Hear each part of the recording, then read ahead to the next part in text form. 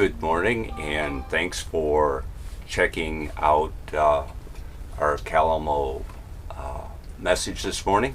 This is a first time for us. We haven't done a live stream before, and I'm on vacation, so we're just trying to maintain our message online and yet have a little bit of fun while we're on vacation. So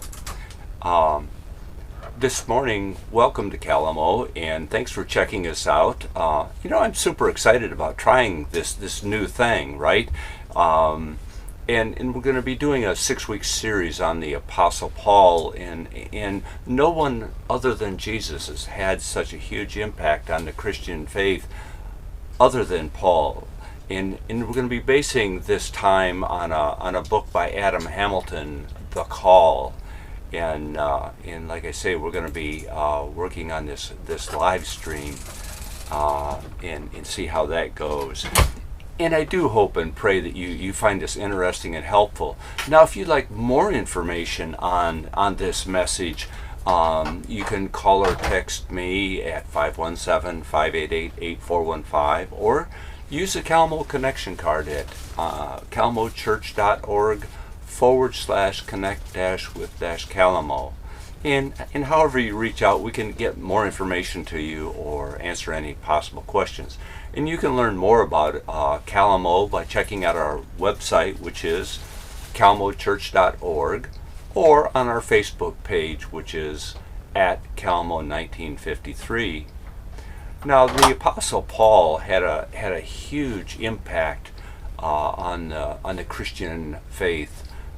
He wrote 13 of the 27 books in the New Testament, and to a very large extent, Paul shaped the theologies of the Christian faith. And yet, at the same time, as powerful and as influential as Paul was still human. And there are critics of some of his writings, and those are the topics around slavery, women, and homosexuality. But however you look at Paul was a devoted follower of Jesus. He was passionate. He was zealous. And so, as Adam Hamilton points out in his book, this study, our time together, is about learning more about Paul's story and seeing how his story speaks to us today. And so this morning we're going to be covering the first chapter 1 of his book. And again, if you'd like to learn more, just reach out and we'd be happy to do that. Now, Paul's name as a young person was Saul. And he was born in a very devout Jewish family, but one that was living in the Roman Empire in the city of Tarsus. And Saul was a Roman citizen, which meant that his parents had to be Roman citizens, which meant, and I learned that wasn't common. There's only about 10% were really of the people were really citizens. And so that gives us an indication that Paul's parents were wealthy or in some kind of influential position. And so as a youth, he would have been receiving the best of Roman educations or Greek educations in terms of logics and philosophy and being able to read and write and all these skills. And then when he would have been around 12 or 13, he would have been sent to Jerusalem to learn from the best religious teachers. And so we see that he was given just an absolutely top-notch background as a young person. Now, the Bible documents Saul, the early Paul, if you will, as being very ambitious and zealous, and he's an overachiever, right? He's 110%er, 120%er. So in Acts 7, we hear about how Saul was involved in overseeing the stoning of Stephen. Now, he would have been a young person then, and so for a young person to be given that kind of responsibility in the religious world, speaks to us a lot about how strong and how religious Saul was. And if we read in Galatians chapter 1, around verse 14, we hear how Paul himself describes himself as being zealous in his persecution of the early Christians, more so than any of his contemporaries. And so, like I say, we see Paul or Saul as an overachiever, 120%er, but at this time in his life, he was absolutely focused on stamping out these early Christians, these blasphemers, or however they would look at that. And in Paul's own words, he saw himself as a Jew among Jews. A person who was so strong in his religious convictions that he would have been just over the top, if you will. And so let's consider a couple of reflection questions, if you will, and it's going to help us understand how Paul came to be who he was, and that is, how has our own past and our own background shaped how we think and shaped our lives today? And then the other thought is, how have our own ambitions and that drive we have shaped our life and our priorities? Because we see that Paul was very much a driven person. Whether he was going this way or that way, he was driven. Well, once we get past Paul as a young person who was educated and a Jew of Jews, he was likely a Pharisee, so he was in the church leadership structure. He was on the road to Damascus with papers to go arrest some Christians in Damascus, and so he was persecuting Christians, and while he was on that road, God struck him down. Not big flash of light. He was blinded, and then Jesus spoke to him out of the cloud and asked him, "How long are you going to persecute me? How long are you going to ignore my call on your life?"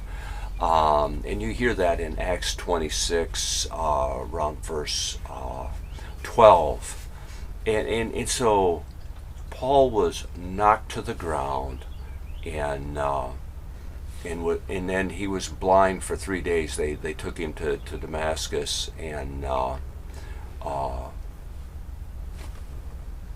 he just basically reflected about what had happened to him. I mean, imagine that. You get knocked to your feet, you're blind, and somebody spoke to you out of a cloud. that would get your attention. So anyway, so God called out to a Christ follower, Ananias. "I want you to go talk to Saul of Tarsus." And Ananias, of course, says, "Are you out of your mind? You know what that person is, a fire-breathing Christian persecutor." God said, no, you don't understand. Go. And so Ananias went, and we read about that in Acts chapter 9, around verse 11. So Ananias discovers that Saul is receptive. Saul wants to know more, and so Ananias spent several days with Saul, witnessing to him about Jesus, and so we have the combination of God getting Saul's attention. I think of it as, I'm a little hard-headed sometimes too. It takes a 2x4 for somebody to get my attention sometimes. So anyway, so it took the combination of God getting the attention of Saul, and Ananias then being that warm person, communicating and mentoring and talking to him. And so that's how the conversion process began. Now, he's not fully Christian yet, And the other thing I was going to mention before I got too much further along is I've been calling, there's Saul and there's Paul. Like, what's the difference? Well, Saul was known as Saul in his early days as a Christian persecutor, and then actually in his early days as a Christ follower. But then later on, he went to the Latin pronunciation of his name, which was Paul. And so most of what we read about him as Paul. But when we think about what's going on here, it's clear that God had a plan for Saul or Paul. And because of his educational background, because he was a Roman citizen, Saul was just uniquely suited for the task that God had for them, and that was to spread the word to the Greek-Roman world. You know, the non-Christ following rest of the world, actually, not even Jewish. And so God did what he had to do to get Saul's attention. And that brings us to these questions. Has God been kind of nudging you to serve in some way in God's kingdom? Maybe you haven't noticed, or maybe you thought, well, it's just something I ate, or maybe you've just been flat ignoring it. And then the other question is, in this situation, Ananias was the voice of God to Saul. And have you thought about how God speaks to you through the voices of others?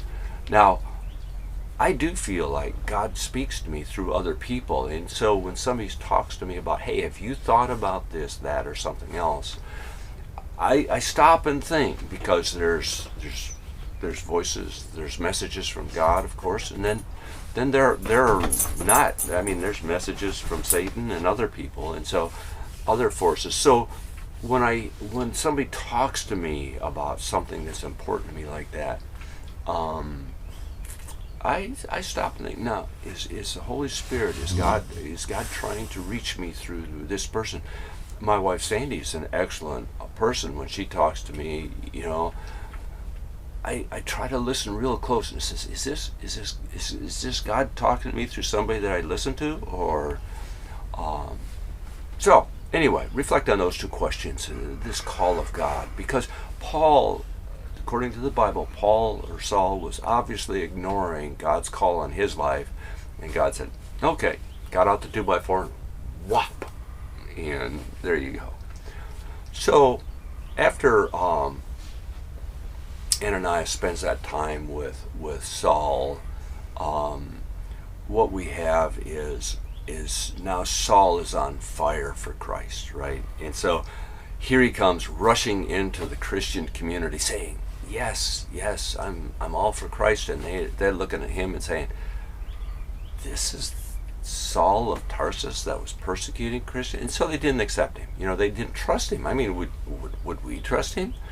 You know, yeah, he's just putting on an axe to suck us in, and then he's going to get us. And so then, so anyway, so now we have another person entering Paul's life, and that's Barnabas. And Barnabas was a leader in the church that was instrumental in mentoring Paul, in getting the other Christians to accept Paul or Saul. You know, again, he had such a horrible reputation that, yeah. And so we read about Barnabas and Paul or Saul in Acts 9 around verse 19, and Acts 4 around verse 36. So when we think about this, you know, Saul was knocked to his feet on the road to Damascus, but other than that, Paul had no personal interaction with Jesus. And so Barnabas introduced him to Peter. Now, Peter, as one of the disciples, was the leader of the early Christian church at that point. And of course, Peter didn't want to talk to him either, because that's Saul of Tarsus. So Barnabas managed to get the two together, and they spent about 2 weeks together. And I like the way Adam Hamilton put this. Just imagine this. Now, Paul was a highly educated, intelligent, all of that person. And then he's with Peter. Abby, hey. Ginger. Then Peter is an uneducated, probably crude fisherman, and so you got the two of those together trying to relate on some level or another. But after Paul spent that 2 weeks with Peter, he basically went, I believe, back to Tarsus, but he basically stepped back for about 3 years, and the way it was presented was that this is probably a time when he's trying to put things together. You know, his world's turned upside down. You know, he's gone from being a Christian persecutor to a Christ follower, and not just a Christ follower, but a on fire disciple for Christ. And so it's thought that he spent this time thinking about things and then starting to put together his theology, you know, how he saw the world.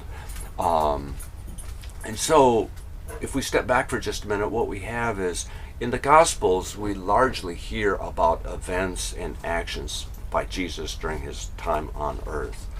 And Luke is especially a documenter of what Jesus did, what other people did in reaction to that. But Paul talked much more about the significance, the meaning of what does Christ mean to us. And so the Gospels give us an insight into Jesus' life, what Jesus did, and then Paul goes very, very deep. And so going back and forth a little bit. Abby, hush. After when Paul was in Tarsus during this 3-year period where he's trying to get things put together, Barnabas comes back into the picture and finds Paul in Tarsus and takes him to Antioch. Now, Antioch is kind of like the New York City of the Roman Empire at this time. And so what we have is this seed that God has prepared, this seed in the form of Paul, and he gave him this outstanding worldly education, then a Jewish education, the experience, the time with Peter, and then 3 years of reflection. And okay, now let's put you into the big leagues, major leagues. And so when Paul went to Antioch, that's when he really started growing and making that huge impact in the Christian faith and in the world. Another thing that's interesting about this is at one point Barnabas was the leader and Paul was kind of like the follower helper guy. And then as Paul grew, we now have Paul is the heavyweight, the big guy, if you will, and Barnabas is just another player. And so a couple of reflection questions. How have you experienced those times when you just need to get away and think things out? You need to kind of get things straightened out in your mind. And then the other question is, who's your Barnabas? Who's that person that you can turn to and kind of helps you get your framework straight, you know, kind of get your feet on the ground? And then basically to kind of close here a little bit, Paul was human. You know, Paul was somebody, I'm picturing somebody that's probably a little bit strong-headed. He was on fire, he was passionate, he was a man of his times. And so when we talk about slavery, women, and homosexuality, he was writing out of his experience in his time. And so when we read the Bible today, and he says things like a woman's place is behind the men, and being silent and definitely not in a leadership position. Yeah, that's in the Bible, but that was the culture in Paul's time, and so people say, well, Paul felt this way, and therefore this and that. And I think I agree with how Adam Hamilton puts it in his book. Is that's how Paul saw Christ. That's how Paul saw God in his time and in his space. But any way you look at Paul, there's absolutely no doubt that he had a genuine love for Jesus, a passion for Jesus, and was dedicated to serving him as best he could. Now, I hope you found this brief summary of Paul's life to be helpful. And it's not a summary of his entire life. Again, this is just chapter 1 of a 6-chapter study.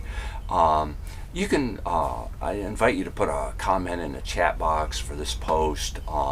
So let us know what we think. You know, this is the first time we've tried this, and so your feedback would be very, very helpful. You can call or text me at 517-588-8415. You can put a note on a Kalamo connection card, kalamochurch.org/connect-with-Kalamo. Put a post in there. Whatever you want to do. We hope you found this enjoyable and interesting. And next week we're going to do it again. And so we're really excited. So I'm your neighbor Jerry, pastor at Kalamo Church. Have a great day. Have a great week. And bye for now.